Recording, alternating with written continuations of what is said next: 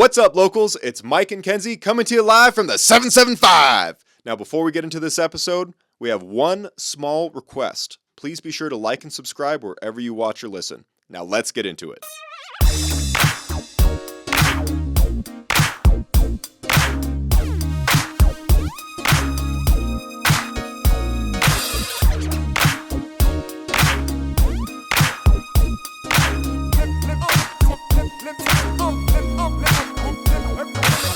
Welcome back to another episode of your favorite locals. Last episode we talked about engagement and the failed proposal.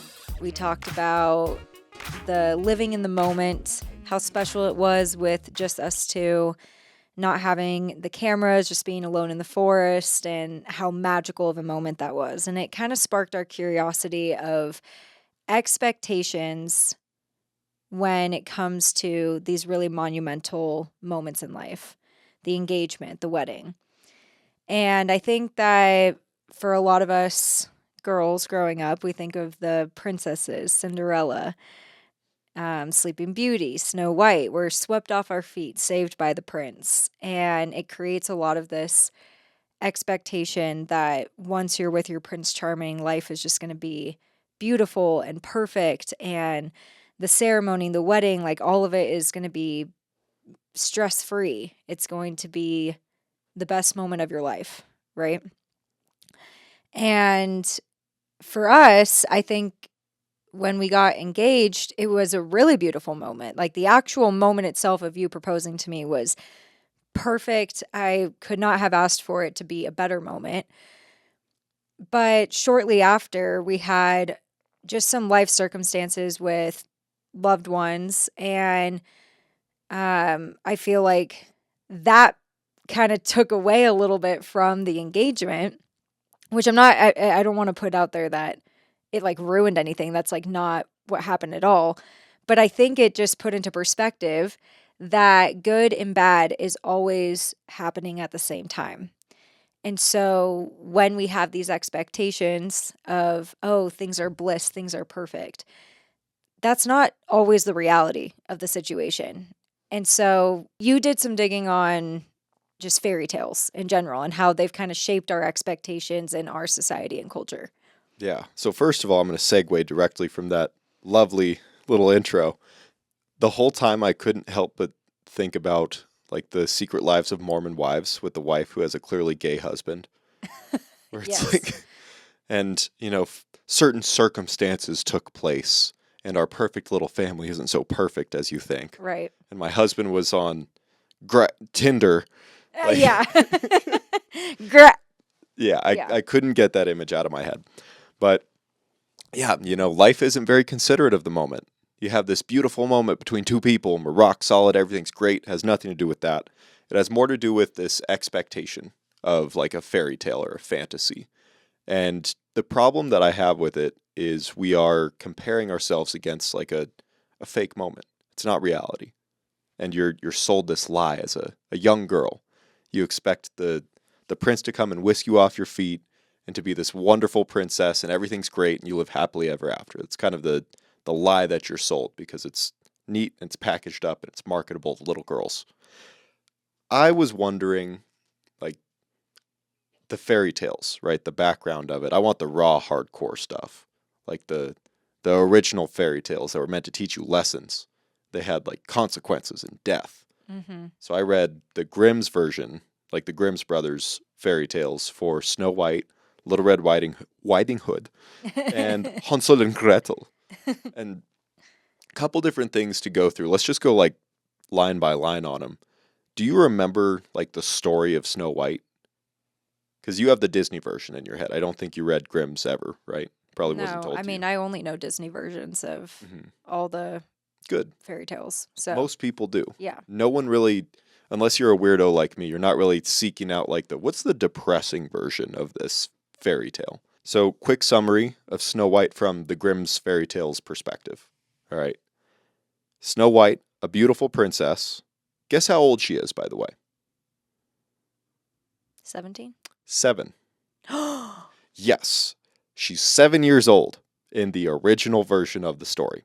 So, Snow White, a beautiful princess, becomes the target of her jealous stepmother, the evil queen, who wishes to be the fairest of them all. So Snow White is a child, and for 6.5 of Snow White's years on this planet, her stepmom is the hottest chick on the planet. The mirror's telling her, like, you're the baddest bitch, don't worry. And then finally, Snow White hits the ripe old age of 7, and the mirror's like, sorry, Snow White is now the fairest of them all. So I think that's meant to appeal to young girls as like, hey, you're beautiful. You don't have to be like Kim Kardashian to be considered beautiful. Beauty starts here, right? It starts in purity. It starts in this youthful elegance. And the queen, she's aging out. That's why she hates Snow White. She knows she can't be the hottest forever, and Snow White's only going to get hotter. But she's 7 years old. Super creepy. Weird start to it. Okay, hold on. Let me just clarify. The Grimms is the original story. It's like the Grimm's OG. brothers, yeah, they basically traveled all around the countryside through all these different like towns and villages and talked to all the old ladies and got wives' tales that you tell to small children, so they learn these lessons and compiled them. And then Disney took these and ran with them? Well, they're kind of like public domain. They're like stories that grandma told you. It's like, okay, well, how do you copyright grandma? You can't. So Grimm's took all these stories from other people, put them in a compilation so that you can read them to teach lessons to your children. Where did Disney get these stories from? Well, Walt Disney, the original Walt Disney, the guy who's Right. named after, he said, I can do better. I'm going to take that story, have a little bit of fun with it, add some tweaks, and then I'm going to turn that into something that like the masses will enjoy. That it won't just be for children, it'll be for families. You can learn lessons that way. So that was a little different touch. So it's taking the original story, and then he's like, I can do a better version of it. I'm going to adapt it. So most So Disney I just fairy want to tales are. confirm Mhm. that the story you're reading is the OG. Yeah. It's the original. Yes. The And original Walt version of Snow White. Disney Disneyfied it, made it more family friendly, made it less creepy, Mm-hmm. made it more universal. Mm-hmm. The Grimm's brothers are literally telling it how it is. Telling it in the abbreviated version because it's not the book of Snow White, it's a fairy tale. It's like 7 pages long that you're sitting next to your young child reading in bed, hoping they fall asleep, but also learn a lesson in the process. Okay. Yeah. So he took something that was this big and made it this long. Make sense? Yes. So, the evil queen wishes to be the fairest of them all and orders the huntsman to kill Snow White. But he is so remarkably taken back by her beauty, this 7-year-old girl, that his heart like falls for her, not in like a sexual way, but in like a I can't kill you way. Like, you're too beautiful. You've captivated me. Like, I'll let you go, but you have to run away. And so he kills a small pig and takes the heart out because the queen demands the heart as proof that Snow White is dead. So he takes this little pig heart to the queen, gives it to her. She cuts it up and cooks it. And she goes, that's the end of Snow White. All right, I'm the fairest of them all. Then she goes back to the mirror, asks, and the mirror basically snitches on Snow White and says, no, she's still alive. So this entire time, Snow White freaks out, thinks that all these animals are going to kill her. And you kind of remember that in the movie. Yeah. Where she's screaming, like Mhm. bloody murder, running through the woods because she thinks everything's scary. Right. And then she stumbles upon the dwarves' house, but the dwarves aren't home. So in the original version, they have a very clean house. It's tidy and all set and neat. In the Disney version, it's a mess. It's all dusty. It's Right. a bunch of like mining dudes that don't clean up after themselves. Mm-hmm. So in the Grimm's version, it's like reinforcing a gender role. Because when they find her, she had taken like a small sip out of their tiny cup, a small bite out of their tiny bread. And then she tried out kind of like the Goldilocks effect of, I'm going to try this bed too small, this bed too big, this Mhm. one just right. So they find her sleeping, and the dwarves freak out originally. And then they go, oh, wait, actually, we can work out a deal. You're going to keep the house and clean and cook for us, and in exchange, we'll protect you from the evil queen. Mm. But it's not like we're living in filth and squalor. They had a tight ship running. But they basically tell her, like, you got to watch out for the evil queen. She wants you dead, clearly. So she lives with them, cooks with them, cleans with them. The evil queen figures out she's alive from the mirror and gets a poison comb. And then she dresses herself up as an old woman selling door to door. Mm. And so she knocks on the door. Snow White answers, completely oblivious to strangers, just like, "Oh, hi, come on in. Like, what are you selling?" And she's selling a comb. So she combs her hair, and then Snow White falls down to the ground as if she's dead. And then the dwarves come back. Dwarves realize, oh shit, this bitch might be dead. And somehow they resurrect her. In this story with poison, somehow they like suck it out of her scalp. Like, yes, like they extract poison kind of like a snake bite from her scalp from the comb. Okay. And Snow White comes back alive, and they're like, okay, so don't trust strangers. Clearly that was the queen trying to kill you. Don't do that again. Right. And Snow White goes, oh yeah, my bad. And then she decides, like, I won't open the door for any more strangers.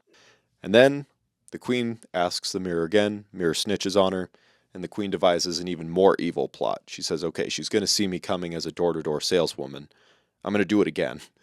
And then, but she finds, like, the most perfect apple in all of the land. The most, I can't say no to this apple. Okay. And one side is white, one side is red.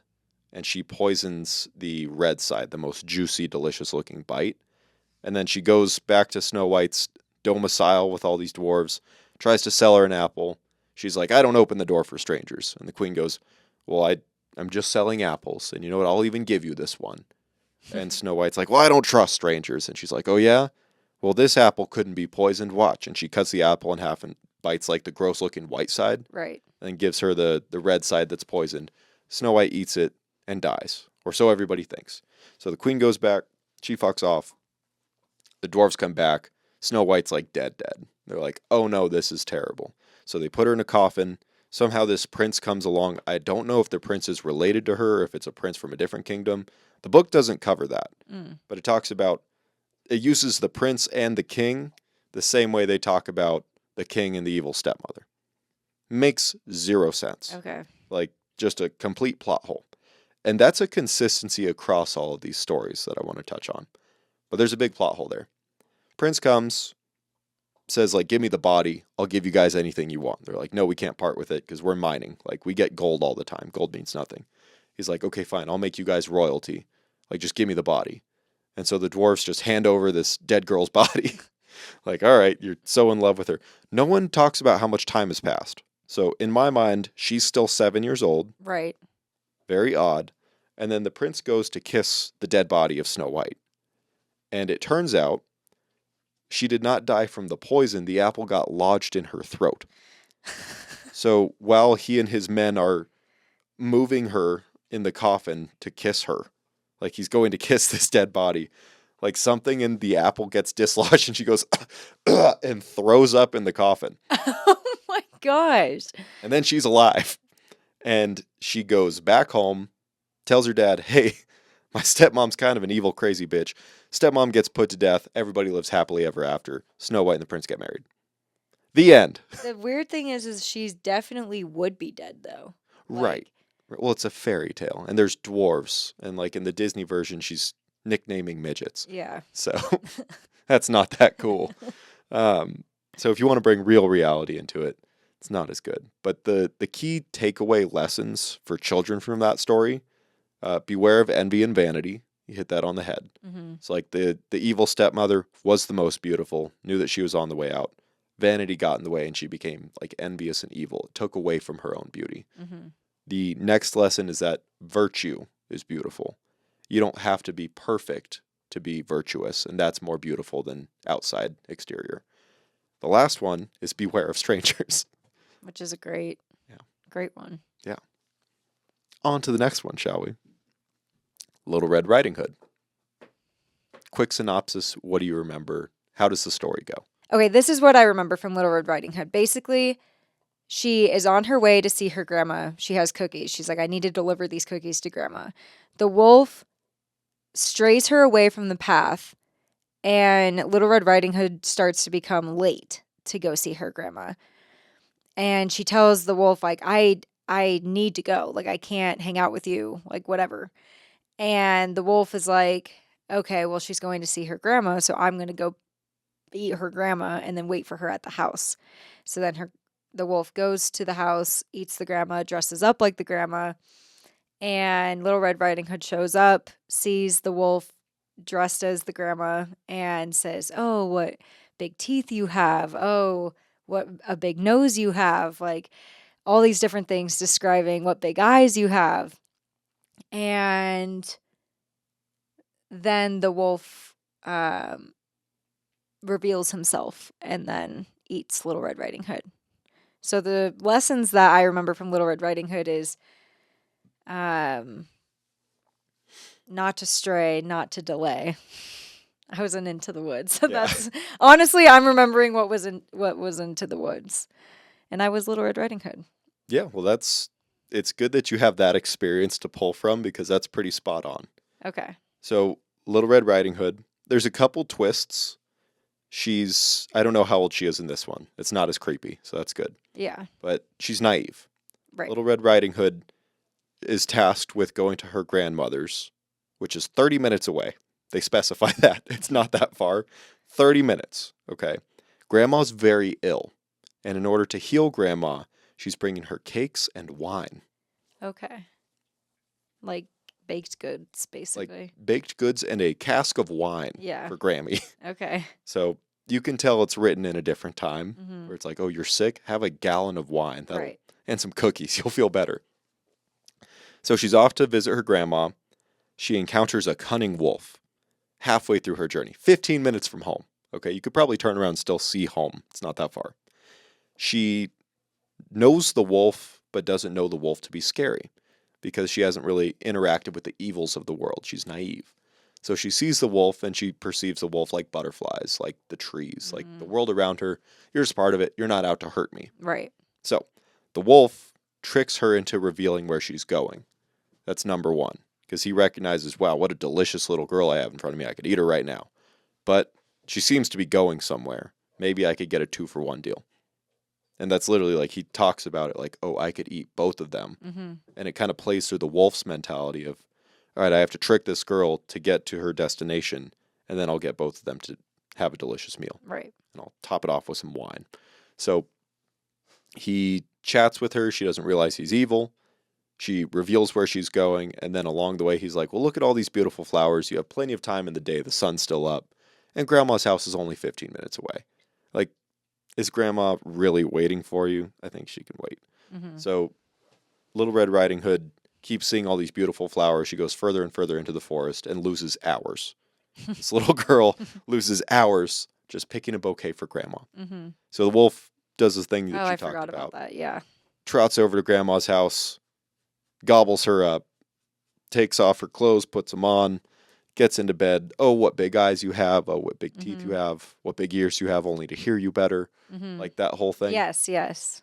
And Little Red Riding Hood the entire time knows it's not Grandma, but recognizes Grandma's not there and I'm in danger now. Little Red Riding Hood goes to leave. Okay. Mm-hmm. She doesn't get eaten. She's about to get eaten, and a huntsman, once again, it's a recurring theme of the huntsman coming to save or to kill. Mm. The huntsman overhears all this ruckus.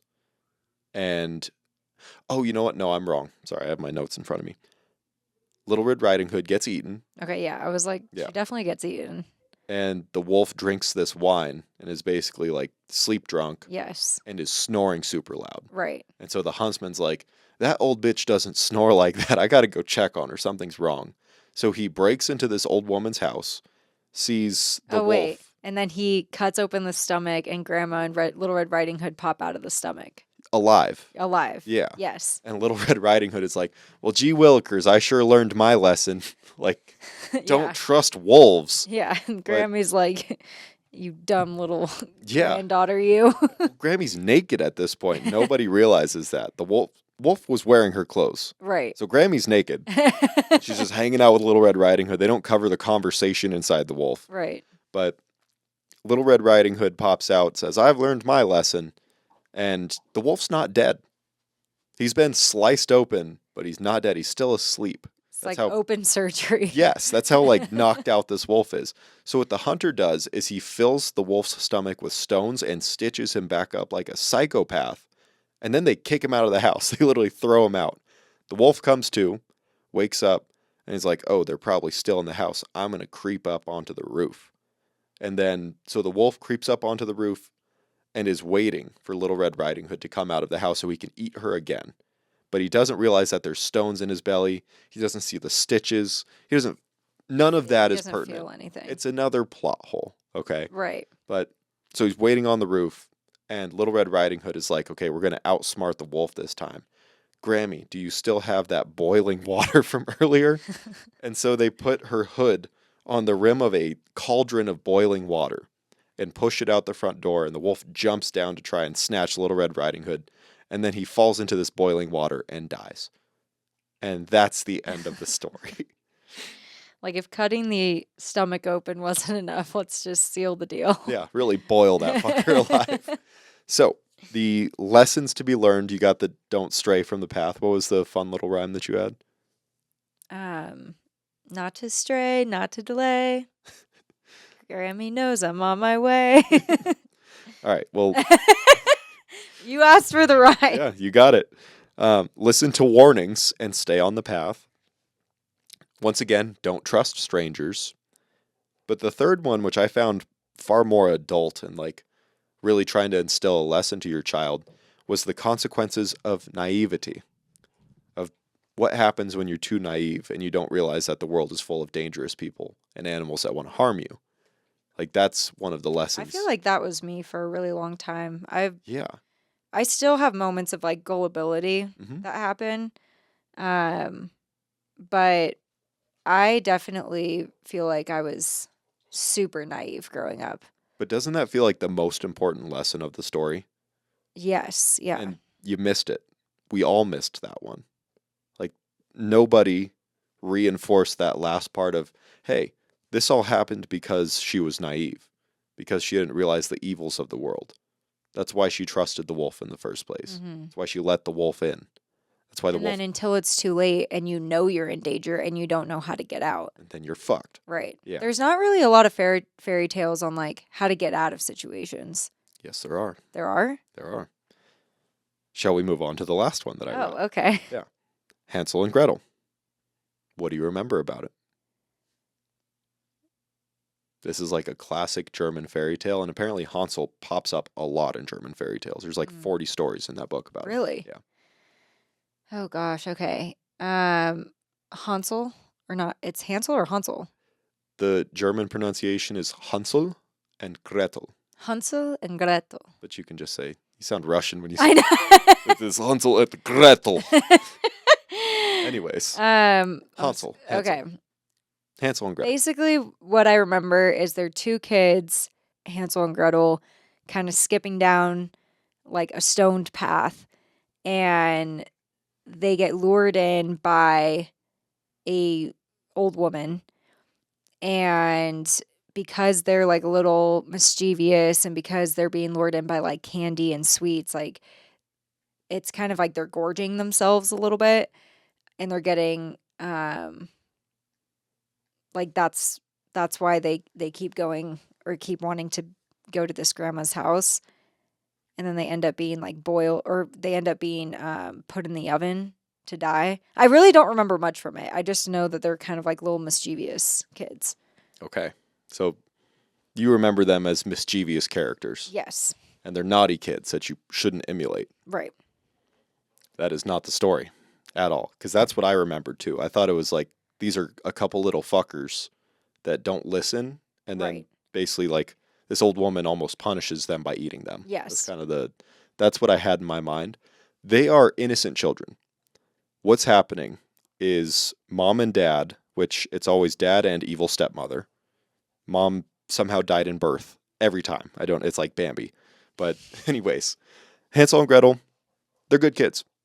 The parents, it's like during a starvation time, they don't have enough food to feed the kids and themselves. And it's like, if we have extra mouths to feed, one of us is going to starve. So why don't we just abandon the children? And this is like a common practice from that time period when starvation was like really happening. It's like, well, you have to pick and choose. It's either you and I or our kids. Mm. And I mean, we're the breadwinners, literally. So evil stepmom says, let's go collect wood. And the parents like are talking about this plan of abandoning their kids so that they're talking about basically the parents are conspiring. Okay. They're conspiring to lure these kids into the woods so that they can fall asleep and abandon them. What happens, Hansel is being a little mischievous, but instead of mischievous, he's being cunning. So he picks up on what they're talking about. He overhears the plan Okay. because he's listening in on their story. He's like, oh, these fuckers are going to abandon us.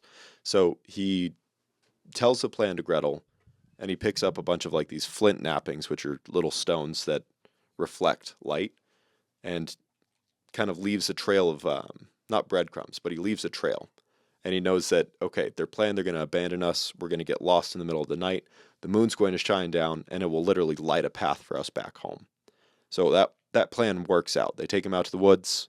They're chopping wood. They tell him, okay, lay down by the fire while we go split wood. Night falls. They abandon the kids. They follow that little path home. And they're like, Mommy, Daddy, surprise, we're here. And the evil stepmother goes, curses, no, not again. And the dad this entire time feels so guilty. Like, he's like, I don't want to do this. Like, is there another way? And stepmom's like, no, more bread for us. So they keep going back and forth. And then finally, the stepmom's like, I don't know how these kids are figuring out how to get home, but we've got to take them deeper into the woods, further away. And they figure out that Hansel had like laid that trail back and forth. So they gave them bread to survive. It was like, all right, here's your little morsel of bread. Like, do what you will with it. And they make the same plan. Well, Hansel overhears it again and decides, I'm going to drop a little trail of breadcrumbs so that we can get back. And they wake up and they realize the animals have eaten the breadcrumbs. There's no way to get home. They are fucked. And they're so far away, they walk in circles for like hours and hours, days and days go by. They are genuinely starving at this point. And then they come across this old lady's home. And it's made out of bread. And the shingles on the roof are made out of cake. And the panes of glass are made out of clear sugar. It's not like an entire Candyland house. That's basically, it's just carbs. That's what this place is. So they start taking small bites of it because they don't want to be rude. This is where somebody lives in this weird house made out of bread. And finally, they break off a section that's a little too large. And the homeowner's like, hey, who's there? Who's eating my house? So they apologize and try and hide. But it's like a setup. The old woman lures starving children to her home to eat. Right. So she traps Hansel immediately, takes him to the stable, locks him in a cage, starts fattening him up, starts giving him more and more food because she's like, you're going to be delicious. And Hansel is so like cunning and smart that he finds the bone of another child that's in the cage and uses that as his finger. So when she's trying to like test how fat he is, she has bad eyesight. So she can't tell. She can't see him. Isn't she blind? In the adaptation, she's blind. In the book, she just has shitty eyesight. Okay. I mean, shitty eyesight enough to not see a fat child versus an emaciated one. Right. So he uses the bone finger of another, or finger bone of another child, and sticks it out of the cage, and she grabs it. She's like, oh my God, you're not getting fat. Like, and so eventually she loses patience after weeks and weeks of fattening Hansel up. So he is like gorged. He's a little piggy boy. But Gretel, they don't talk about how much weight she's gained. She's probably the same. Right. Witch gets really annoyed and is like, fuck it, I'm just going to eat Gretel. And Gretel is like, I don't know how to get into the oven. And the witch literally is like, stupid girl, how do you not realize? So she's showing her how to get into the oven, in which Gretel has this magical, like, murderous rage, shoves the witch in, or the old woman, locks the oven, and then runs away. And here's the screaming of the witch. They highlight that in the book. Like, it's a horrific, blood-curdling sound. But she runs away, finds Hansel, breaks him out. They eat a little bit more of the house, and then they, like, start robbing this woman's house. So the witch dies. She's cooked in the oven. But that's not the end of it. They rob this woman's house. Apparently she has a bunch of gold and pearls. And it's like, okay, this is a war chest. I'm going to take everything that I can with me.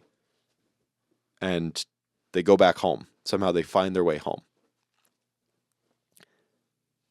Dad, who's felt bad this entire time, thinking that he's abandoned his kids and they've died, welcomes them with open arms. And they're like, Daddy, we're alive.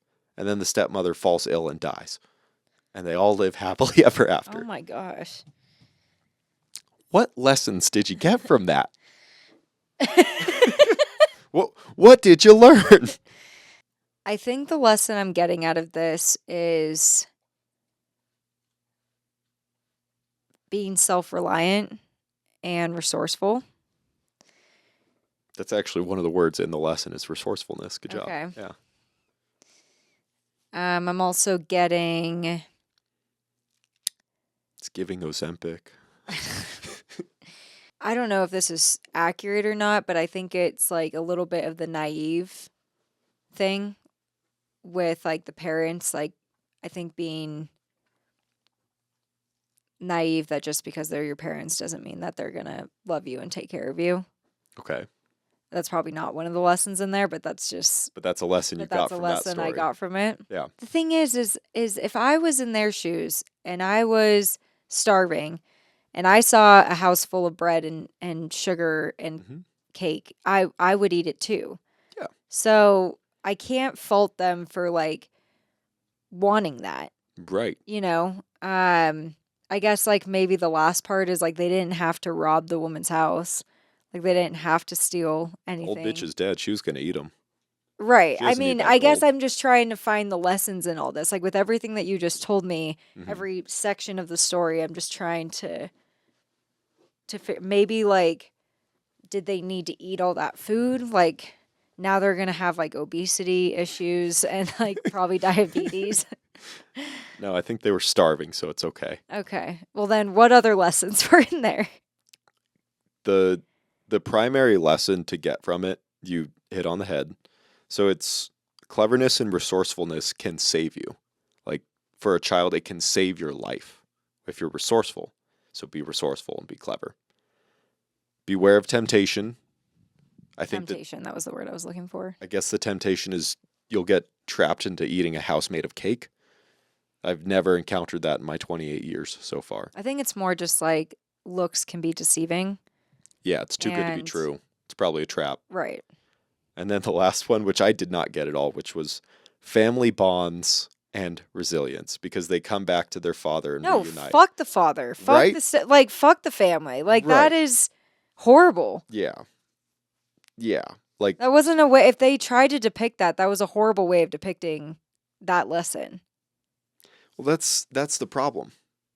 Like they've got this lesson they're trying to teach, but daddy was also abandoning you. Like it was evil stepmom, but also the father. Just because he felt bad, he still did it twice. Mm-hmm.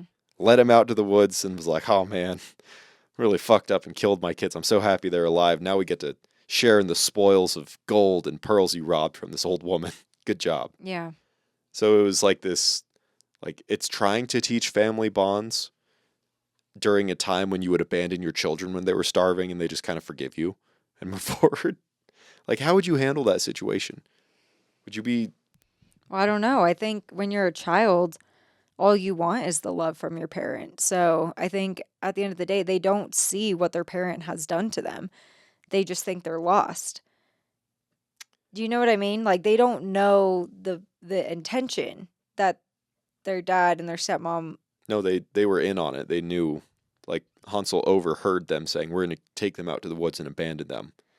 But I mean, for him to want to come back to his parents after that, or his dad at least, you can't, I don't think children really grasp that idea of abandonment. They know that they're being left, but it doesn't really affect them until they get older. Like they don't really realize what that abandonment did to them because the entire time they still want to go back to their dad. Yeah. They still want love. So they know the plan, they know what's happening, but they don't understand the gravity of the situation. That's a very psychological approach. That's pretty good. Well, I like think that. I think that's just a lot of things that happen that are traumatizing as a child. Yeah. You don't understand the long-term negative effects that it will have on you until you're older and you're It's like- like, why the fuck am I acting this way? Or why am I Yeah, your depressed or mom- getting anxiety or triggered by this? Your mom could be a drug addict, but you're like, I still love my mom and want Right. to be with her. Yeah, that makes total sense. Originally, my takeaway was like, oh, these, and maybe this is just being an adult at this point, knowing like these parents were going to abandon these children to get eaten or starve. So in my mind, I was like, we're not going back home. let them starve. Like, fuck them. It's a dog eat dog world and you're not eating. Like, that's what came to mind for me. But now that you made a much better point, to be honest. As a child, you probably wouldn't conceptualize that. Mm-mm. So I like that. Okay. The thing that shocked me from all of this was not the stories themselves, because I thought it was going to be hardcore. I thought it was going to really like shoot the lesson home. Disney did it better. Disney did it way better. Like storytelling, it was a compelling story. It had better lessons that were clearer. This had so many loose ends. Like each story had a lot of plot holes and a lot of loose ends, and it was lazily written. Mm. Like, what happens to a bad guy? Don't worry, he died. Yeah, just kill him off. Yeah, literally. I don't know. He just died. Like, what happens to the good guy? Oh, he lives happily ever after. Right. Like, the end. Yeah. And it's so lazy that it makes me think these were probably written during a time when people were abandoning their kids and probably starving. And these are just stories that you kind of have to wrap up where you're like, all right, good night. Right. All right, the wolf ate everybody. Good night. Yeah. Like, it's actually interesting that we're talking about this right now because I recently just babysat my niece and I was putting her to bed and I was telling her like a bedtime story. Like we had just read 3 books, but I was putting her to bed and telling her a story that I had to come up with and create by myself. yeah. That was the hardest thing I ever had to do creatively. Mm-hmm. Like for some reason, like trying to come up with a story that one is compelling to a 3-year-old, 2, something that she can understand and follow along, and 3, not make it scary. Which I know that sounds kind of like crazy, like Well, that's the obviously it's like easiest way to go. Usually, like scary. you might dip into I that. think it's Yeah. I think it's because the stories that I grew up with, all the even Disney does have a little bit of a scary part to it. Yeah. But then you come out with a good ending, and that's where my brain was going. But I didn't want to give her nightmares Mhm. before she went to bed, so I was literally like, okay, how can I make this story relevant to her life? So I was like, oh, she, you know, I'm talking about a princess, but I'm kind of making her feel like she's the princess in a way. And this princess has a little sister. She has a mom and dad that's the king and the queen. And, they are going to buy this princess the like most beautiful purple dress that has jewels and it's sparkly and it has, it's like the best purple dress that she's going to have and she's going to look so beautiful in it. So it was like literally the story of getting this dress. And I brought in like how the animals wanted to invite her to a dinner party so that they could see the dress. Like I went in all these different directions and it was the longest story. It was like a run-on sentence. Mm-hmm. I was exhausted after. I used so much mental energy to create this story and it made me realize like how it actually is kind of difficult to come up with a children's story with a lesson in it. Mm-hmm. And it's hard to not put like a scary thing in it. And the reality is life is scary. Life is not all rainbows and butterflies and houses made out of cake. Like Yeah, there's wolves and huntsmen that want to right. kill you. I mean, but that's true. And I think Stepmothers. and I think for a while I always thought like, oh, why is there like such a scary part? Because I remember growing up, you get that feeling. Like I remember watching Snow White and I got the feeling of fear Mm-hmm. from watching it. And I think like as I got older, I was like, why did they have to do that? Why did these Disney movies have to put in fear? Like it makes me fearful of things. Well, you should be fearful of things. You should know that there's bad people in the world that don't like you, that want to kill you, Yeah. that want to do bad things to you. Yeah, it's not People always easy to lie. do. Yeah. Like there's, yeah, I'm But those lessons never stuck until adulthood. They didn't really click.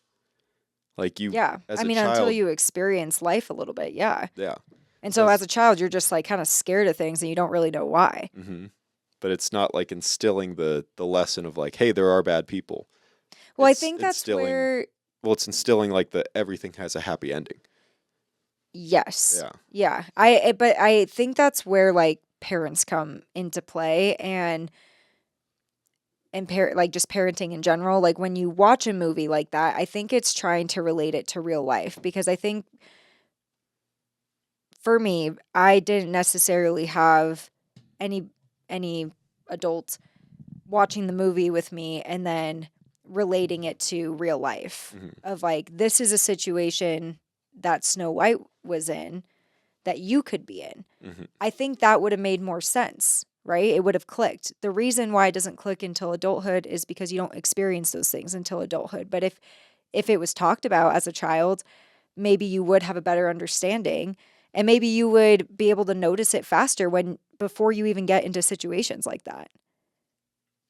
But it was never, I mean, were lessons like that brought to your attention when you were younger? Like I feel Yes. like for me as a girl growing up that loved Disney, and then for you who had a very different childhood, like what did you get out of the um Disney movies and lessons as a boy? Like when you saw the prince and you saw the male characters, Hmm. Like, what was the like takeaway? what do you like subconsciously what were the takeaways do you think you got? You're not the main character. Was one of the big ones Mm. as a young boy. Uh, it was all about the princess and like how she feels and the world that she's in. The world revolves around her. And like in adulthood, you can look back on that and be like, well, as long as you're hot and you have a good singing voice, you're going to be okay. It's kind of like the lessons that little girls get. I'm talking about for you though as a Right. boy. Well, I didn't get a whole lot of takeaways from Disney movies. They didn't really jump out to me as like, I learned a lot today. It was a piece of entertainment that I appreciated. And like I didn't conceptualize, like Mulan's a great example of overcoming adversity, of like sexism, of being treated differently, and still like rising to the occasion. Pretty cool. Yeah. I just thought it was like a really cool war movie in China. I was into that. That was exciting to me. But I had missed out on a lot of like the actual lessons, Mm-hmm. and I was more entertained. And that's all it was for me mostly was entertainment. So I wanted to loop it back into like fairy tales or stories that you grew up with. Do you have like a favorite fairy tale or Disney movie that like Alice jumped in out to you? Wonderland. That's Okay. like my favorite. I know that the real story is like really creepy and Oh yeah, but the like origination of it, but I okay. have always been pulled to Alice in Wonderland. And what did you love about it? What'd you get from it? Like what stood out to you? I loved that she was pulled into another land and that she was basically like learning everything all over again, it seemed like. But I think the biggest lesson out of it that I got is you also have to start making decisions for yourself at some point and stop asking questions, because she has to make a lot of decisions. There's like a point, there's one when she's like in the forest and she has like three different paths that she can go down, and she like tries to remember what the rabbit says, or not, or yeah, it's like the rabbit and the tea party person, Mad Hatter? the Mad Hatter. And she tries to remember like what they said to do. And she like starts to kind of get like anxiety because she has to make a decision all by herself and it's overwhelming her. Do you know about the Mad Hatter origin? Like that's a stereotype. No. So I had to look it up because I had heard about it. So hatters would go crazy from mercury poisoning because in order to like blend and bend the felt that they would use to make hats, they would like barehanded dip their hands in mercury and absorb all of it. Mm. And then it would eventually they'd start having hallucinations and they'd be like real fidgety and anxious and they'd always be like hearing voices and interacting with people that weren't there. So you get the Mad Hatter. Mm. But they would still make hats and sell them. But that was like the lesson you got was take life into your own hands, grab it by the balls. Basically. Yeah. Yeah. Okay. So my favorite fairy tale that literally before we started recording had put the pieces together and it was kind of astonishing was The Emperor's New Clothes. If you don't remember that, the general synopsis, the emperor gets swindled and he invites everybody to this parade to show off his new clothes and he's Mhm. naked. And everybody's afraid of the emperor except for one boy who pipes up and is like, he's not wearing anything. Like, you guys are complimenting him on this beautiful robe that doesn't exist. Mm. And it's like this really, what it is somebody who's stepping up and saying the uncomfortable truth. And because everyone else is afraid of the consequences of saying that truth, like, this one child is able to point it out and go, you guys are crazy. And the truth isn't popular. Nobody likes it. There's consequences to it. The king may punish you, but he's pointing it out. And then everybody starts to look at it and realize we're all delusional. This guy's naked. Like, that's the story. Mm-hmm. You can see the sentiment of why I appreciate that. I have never heard of The Emperor's New Clothes. I heard of The Emperor's New Groove. Different thing. Great movie, though. No, so that, like, stands out to me. In comedy, it makes a lot of sense. But in my personal life, like, growing up, I never felt comfortable to, like, stand up to authority figures like my parents and point out, like, this is incorrect. I don't like that. Like, But to you have a always voice. wanted to, like, Well, to have your voice be heard. well, it's a phase of life that I have to work on now. I never really developed that skill. So that's why it's so appealing to me. But it literally clicked like 45 minutes, maybe an hour ago. Mm. Like, that was like mind blower of why I loved this story so much. So it was a very personal and kind of cool little realization that I thought was neat. New Disney movies, new Pixar movies. Do you think kids are getting the same lessons? Like the same value add that we got from the movies that we grew up with? I haven't really seen a lot of recent ones.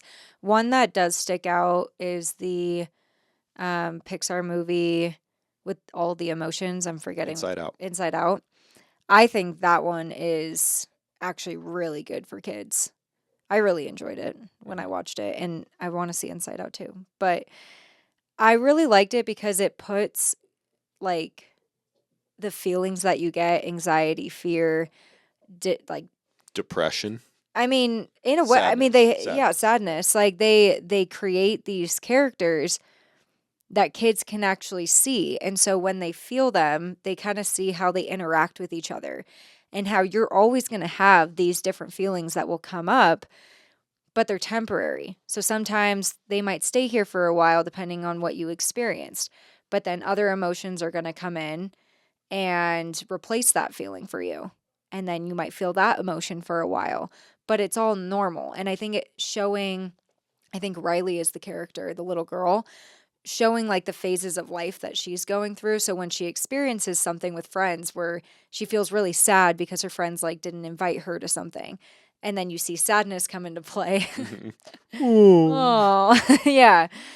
And then the best part of Inside Out is when they're like when the joy is like trying to take sadness away. She's like, "Hey, you're not wanted here. Like, we need to take you away." And then they both end up getting lost. Like, Yeah. the happiness or the joy and the sadness like end up going. Yeah, she goes and- numb. Yeah. And then she goes numb. Yeah. And then it's like, but it's showing how it's okay to feel your emotions. Mm-hmm. Like, you don't want to become numb and not feel. Like, it's good for kids to experience an array of emotions and also to be aware of their emotions and like why they might be feeling that way and that it's temporary and it's okay. Do you think that a movie like that is actually meant more for our age group looking for nostalgia and less for the children? Because I feel like it's almost marketed. You grew up watching these types of movies, Mm-hmm. and maybe you take your niece to go see something like Inside Out 2, and it has more meaning to you than it does to like a 4-year-old or a 5-year-old. Well, I think that's all of those movies. I mean, they have to pertain to adults too because the adults are taking their kids to it. Mm-hmm. Like, there is that element. There's like jokes Mm-hmm. in certain movies as a kid that I didn't realize until I was older. Yeah, it's like this one's for the Like parents. Aladdin. Yeah. Aladdin's a great one. The Mhm. genie is hilarious. Yeah. And I didn't really realize all the jokes that he was saying. That was hilarious. Yeah, it goes over your head. Right. As a child, they sprinkle those in for the parents. I don't think that there was like a shift, and it happened with The Incredibles. I think was probably the first one to do it, but they started animating beyond 2D. Like, started doing these three-dimensional, bubbly, kind of human-esque characters that weren't so much cartoons; they were more animated. And like you saw it with Cars, and Mhm. it starts to like anamorphize. You remember the books Animorphs? No. Okay, there's like somebody who would be like me, and then it would be like a couple different progressions, and then I'd be like a toad or something. Okay. Okay. Well, anyways, I'm not using the word correctly, but it's like anamorphosize or something, where they, Anamorphosis? I don't know, they take a human emotion or a human trait and they put it onto an inanimate object. I got like a mouthful of peanut butter trying to say that. Inanimate object. So in cars, the cars are alive, Right. right? And like, do you know about like the conspiracy theory of cars? Well, what's the point you're trying to make? It's all over the place. What I was trying to show was that the 2D animation, like Tarzan, like Aladdin, had a better sense of creativity. Mm-hmm. It was better storytelling because it wasn't so much about humanizing these characters. Right. It was telling a story with a lesson involved. Right. Versus these human components that you add to a car or that you add to The Incredibles, because they're more people-ish. Mm-hmm. They're more dynamic, but it kind of waters down the lesson and it becomes more entertainment. Right. I feel like it's lost a lot of the meaning behind some of this storytelling because it's not creatively animated the way that I appreciate it. I see what you're saying. Yeah. But with cars in particular, there's a time segment that people basically show like, okay, you have Italians, you have this one car who's clearly served in the military. They call him Sarge. Mm-hmm.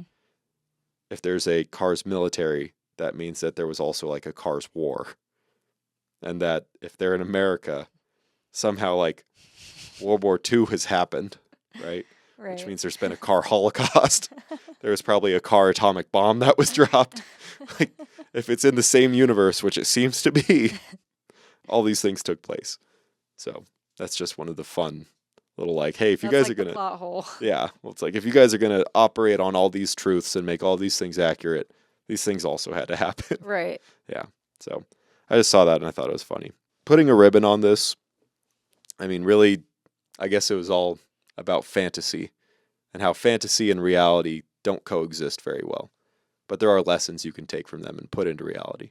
Well, sometimes I feel like I am living in a fantasy where I'm like, man, I really love my life. Like, this is great. Mm-hmm. But I think it's also not getting so swept up in that and thinking that life is just going to be like that for the rest of my life, Yeah. even though I would like it to be, because that's where expectations come into play. And then you'll get disappointed when it doesn't happen. But literally our engagement and then everything that kind of like transpired after just really showed that like you can kind of coexist with like good and bad happening at the same time. Like fantasy and then reality of life sets in. It's happening at the same time. We're still engaged. Yeah. We're still like really enjoying this beautiful moment and commitment with each other.